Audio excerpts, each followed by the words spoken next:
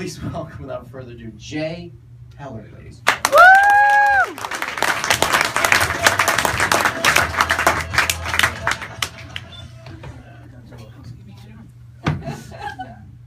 Good evening, everyone.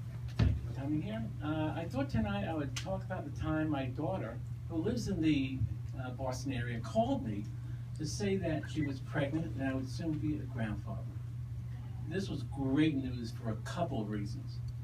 First of all, I began to worry I wasn't going to live long enough to be a grandfather. And by looking at me, you can tell it was close.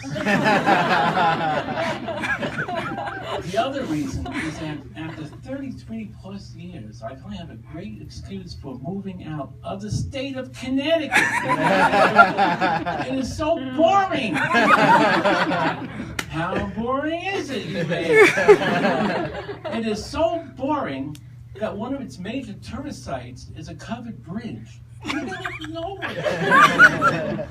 It's so boring. Many people spend their entire weekend in Connecticut driving around aimlessly looking for a garage sale or a tax sale, whatever they want to call it.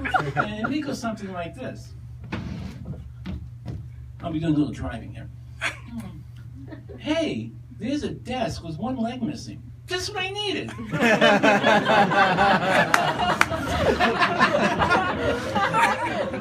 Connecticut is so boring, the next Hartford Marathon is going to consist of running around the block 104 times. And it's going to look something like this.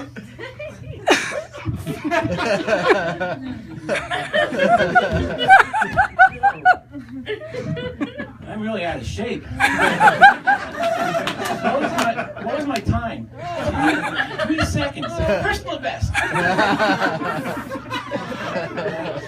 Connecticut is so boring that every one of its major league professional teams, they don't have it.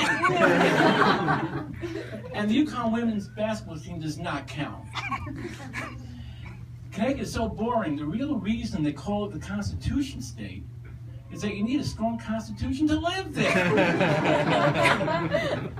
Connecticut does have its own version of the Freedom Trail. Very popular. And the reason why it's very popular is that it takes you right out of the state. Yeah.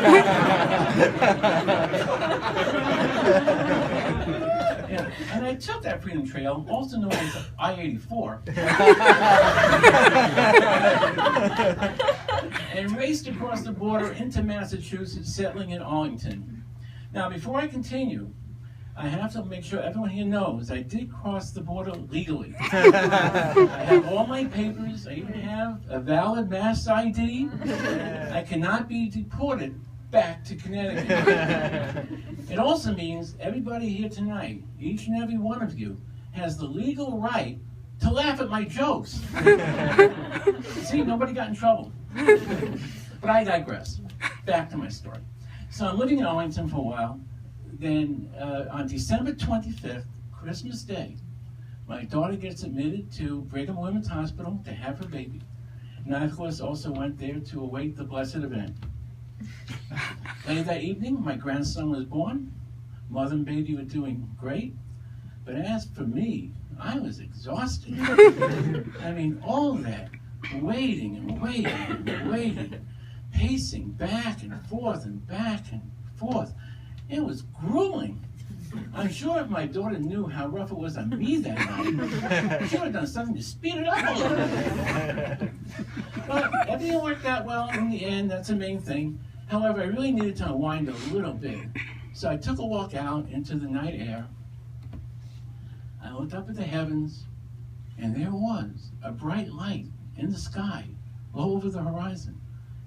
It's just as I imagined it must have looked 2,000 years ago to the three wise men. Now, I'm not religious, but at that moment, my emotions got the best of me. And I got down on my knees and prayed. The next morning, I found out it was a Citgo sign.